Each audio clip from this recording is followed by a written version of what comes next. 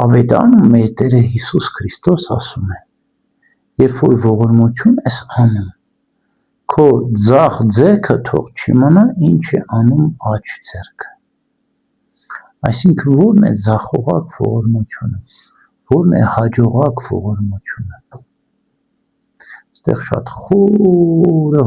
հոգևոր իմաստ է դնում մեր Տերը Հիսուս Քրիստոս։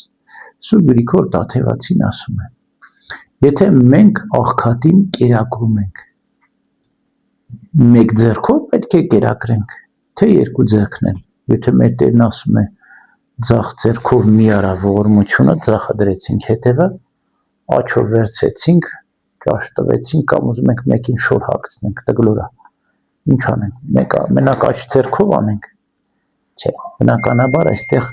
բառացի չպետք է հասկանանք։ Երկու ձեռքն էլ պետք է օգտագործենք, բարիք ենք անում, հող ենք մշակում, տուն ենք սարքում, օգնում ենք, հա։ Երկու ձեռքն էլ պետք է։ Այստեղ երկու տեսակի ողորմության մասին է։ Տեսակը հաջողակ ողորմություն եւ ձախողակ ողորմություն։ Որն է հաջողակ ողորմություն, հաջողված ողորմություն, եւ ոչ թե չհաջողված կամ ձախողված ողորմություն։ Հաջողված ողորմությունը այն է, երբ որ դու տեսնում ես եւ վստահ ես, որ այս պահին արված ողորմություն տեղին է հասնում։ Օրինակ ամենամեծ գեղեցիկ ողորմության տեսակը մատաղն է։ Մատու աղ, մատուցիր աղքատների։ Հա։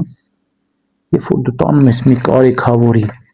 մի աղքատի տալիս ես, տակ կերակուրը ուտում, հա, ասում է փառք քեզ Տեր Աստված, ընդունելի լինի մատաղդ, չէ՞ այդպիսի խոսք կա, ընդունելի մատաղ լինի։ Ուրեմն ամեն մատաղ չէ, որ ընդունելի է։ Այն մատաղն է ընդունելի, այն ողորմությունն է ընդունելի, որ հասնում է հասցեատիրոջը, հասնում է աղքատին, կարիքավորին, այն տնանկին, այն սովածին, հա։ Երբ որ ժամանակին է լինում, առակած գիրք ասում է, աղքատը դեմդ ելավ արա, մի ասա, թե վաղը գաս կտամ։ Կարող վաղը չլինի ոչ աղքատը, ոչ էլ ողորմությունը, որ անես։ Այսօրվա ողորմությունը հաջողված է, վաղվա թողնված ողորմությունը ձախողված է։ Վաղը ինչ գիտես ինչ կլինի։ Արդար վաստակից արած ողորմությունն է հաջողված, հա։ Երբեմն մարդիկ անարդար փող են վաստակում, հա։ Եվ հատկապես Աստծո տանարի եկեղեցու աստվածային գործերը արդար ողորմությունից պետք է անես։ Ոչ թե դրամ շորթած կամ գողացած ողորմությունից չես կարող Աստծուն նվեր տալ, չէ։ Աստծուն նվերը մաքուր պետք է լինի։ Ուրեմն գողացված վաստակից ողորմությունը անարդար է, Աստծուն նվեր չես կարող տալ, բայց արդար քրիտնքով վաստակած գումարը Աստծուն կարող ես նվեր տալ։ Տեսնում եք, Ակայենի ու Աբելի ընծան նվեր Աստծուն։ Աբելը իր ամենալավը տվեց, գեր գառնուկը տվեց, ամենագեղեցիկը լավը տվեց, ինչպես եկեղեցու սուրբ հայրերն են ասում։ Կայենը տվեց ցորենի մնացորդը, թեփը տվեց Աստծուն նվեր։ Լավը չտվեց, վատը տվեց, կարծես գողացվածը տվեց, չար սրտով տվեց, լավ սրտով չտվեց։ Որ ողորմությունն է ընդունված։ Զվարթարար տուրքն է ընդունում Աստված, զվարթարար այսինքն բարի սրտով արած տուրքն է ընդունում առ Աստված։ Ողորմության մեջ Հովան Ոսկեբերանն ասում է. կարևոր չէ թե դու ինչքան տվեցիր, այլ կարևորը թե ինչքան քեզ մնաց։ Տեսեք մեր Տերը ավետարանում ինչ է ասում. այրիկինը 2 լումա տվեց, ամբողջ ունեցվածքը տվեց, իրեն ոչինչ չմնաց։ Իսկ մեծահարուստները շատ տվեցին, իրանց ավելցուկից տվեցին։ Այրիկնոջի շատ տվեցին, չէ, գանձանակի մեջ, բայց Աստված չափում է ոչ թե տվածի քանակը, այլ չտվածի քանակը,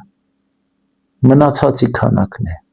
չափում։ Տենաս քեզ ինչքան մնաց, դու ինչքան նվեր տվեցիր, ամբողջը տվեցիր, միտքը տվեցիր, հոգուդ տվեցիր, սիրտը տվեցիր, ինչ սրտով տվեցիր ողորմությունդ, հա։ Հիմա այս բոլորը մեր տեսանկյունն ենք մենք նայում։ Դիմացինի տեսանկյուն, հիմա տվեցինք հասավ տեղ, չհասավ տեղ, սա էլ կարևոր է։ Ընդունելի է կամ ընդունելի չի, այդ մարդը ինչի վրա ծախսեց։ Դու եթե զվարթարար տուրք ես տալիս Աստծուն, նվեր ես տալիս, Աստված այդ նվերդ ընդունում է, երբեք չի մոռացում։ Բայց այստեղ որոշակի իմաստություն էլ է պետք, որպեսզի կարողանաս շարունակել ողորմություն անելը, հա, մի անգամ տալով չի դադարում, մեր ամբողջ կյանքի խորհուրդն է, իմաստն է դառնում ողորմությունը։ Ուրեմն շատ կարևոր է, որ նաև դու տաս այնտեղ, որտեղ որ չեն ուզում։ Դու ինքդ գտնես այն մարդուն, որին դու ուզում ես ողորմություն անել։ Դավիթ մարգարեն հետաքրքիր մի խոսք ունի, ասում է, ես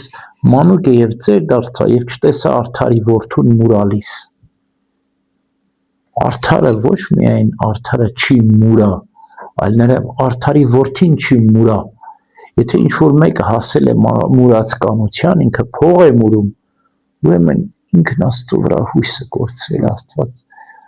ինքը չի տեսնում Աստծո ամենակարող զորություն, որ իրեն օգնում է, հասկանում ես, ինքը գնացել է մուրացկանություն անում։ Գիտես, մարդը նեղ վիճակում կարող է հայտնվել մի անգամ խնդրի ողորմություն, բայց երբ որ մարդը դարձրել է արդեն մուրացկանությունը կյանքի ձև, անընդհատ մուրում է, նա չարիք է գործում, հա, որտեվ ասում է հողագործին գործիք տուր, որպես ինքը հող վաստակի, բայց անընդհատ եթե հողագործին ոչ թե գործիք տալ, այլ բերք տաս, ինքը չի աշխատի։ Մի հետաքրքիր այսպիսի պատմություն կա։ Մի վանական եղբայր է ունենում աշխարհում, որ ապրում էր։ Պատկերացնում եք, վանականի ինչ փող պետք է վաստակի, անընդհատ հողի վրա աշխատում էր, ինչ որ մի գումար վաստակում էր, տալիս էր եղբորը։ Անընդհատ տալիս էր եղբորը։ Եվ ամեն անգամ, երբ որ եղբորը ողորմություն էր տալիս, եղբայրը նորից գալիս էր էլի էր խնդրում, էլի մուրացկան էր դարձել։ Գնում է վանահոր մոտ, ծերի մոտ, ասում է. Սուրբ հայ սուրբ, ասում է, այս եղբայրս անընդհատ գալիս է, ինչքան էլ տալիս եմ, ինքը անընդհատ նույն մուրացկան վիճակում է, չի փոխում իր մոտ ոչինչ։ Ասում է, հենց որ մյուս անգամ գա, կասես, ես էլ չեմ կարող տալ, գնա ինքդ վաստակի։ Պես ինչ խորհուրդ է տալիս վանահայրը վանականին, ասում է, եղբորդ ողորմություն չտաս։ Եվ այդպես էլ անում է։ Գալիս է, ասում է, էլի նորից խնդրում, ասում է, չունեմ էլ, գնա դու պիտի վաստակես։ Ես ինչքան աշխատեմ, դու ուտես։ Խիստ կոպիտ պատասխան է տալիս։ Եվ իրապես հիասթափված գնում է եղբայրը։ Եվ անընդհատ աղոթում է այս վանական իր եղբոր համար։ Տեսնես ինչ եղավ, հիասթափված, Աստծուց հեռացած, սոված մնաց, ինչ եղավ, բայց անընդհատ ջերմեռանդ աղոթում է իր եղբոր համար, որտեղ ինքը հնազանդ է գտնվել, վանահոր խրատն է կատարել։ Եղբայրը գնում է մի ամիս հետո գալիս է։ Մի դդում ձեռը գալիս է։ Ասում է, ես աշխատեցի, ասում է, այս դդումն էլ հետ գցեցի։ Բերել եմ նվեր Աստծուն։ Օպրես, մյուս անգամ երկու հատ ձուկ վերցրած գալիս է։ Ես էլ իմ արդար վաստակն է վերցրու։ Եվ ամեն անգամ մի նոր նվեր է բերում։ Ոչ միայն ինքն է ուտում, այլ նաև նվեր է բերում Աստծուն, վաստակում է։ Ասում եմ, բայց մի հատ պատմի, թե ինչ եղավ, խի միջև ես դու մուրացկան էիր, գալիս էր ուզում էր, հիմա էլ դու ես բերում, բայց ինչ եղավ։ Ասում է, քո տված, ասում է, ոնց որ կրակլներ, ասում է, մտնում էր իմ տուն, այրում էր, ասում է, չէի կարողանում, օրհնություն չկար։ Ասում է, բայց իմ արդար վաստակը օրհնություն կա մեջ։ Աշխատում եմ 10%-ը տալիս ես Աստծուն, 10-րդը 90-ը օրհնվում է։ Եվ օրհնություն կա մեջ։ Իմ արդար վաստակը աշխատում եմ 10%-ն Աստծուն նվեր եմ տալիս, այն մնացած 90-ը օրհնում է։ Հետո 100 աշխատում եմ 10 տալիս եմ 90-ը օրհնում։ Այսպես իմ կյանքը իմաստությամբ լցվեց։ Ուրեմն այս բոլոր օրինակները ինչ են մեզ սովորեցնում։ ճիշտ ողորմություններ տալը, Աստծուն հաճելի նվերը տալը, բարին տալը, զվարթարար տուրքը տալը, իմաստությամբ վարվել հարստության հետ, Աստծոս տրված մեր բարիքի հետ, ասում եմ մամոնայից ձեզ բարեկամներ ձեռք բերեք, քչի մեջ հավատալիմ լինողը շատին կարժանանա, ամեն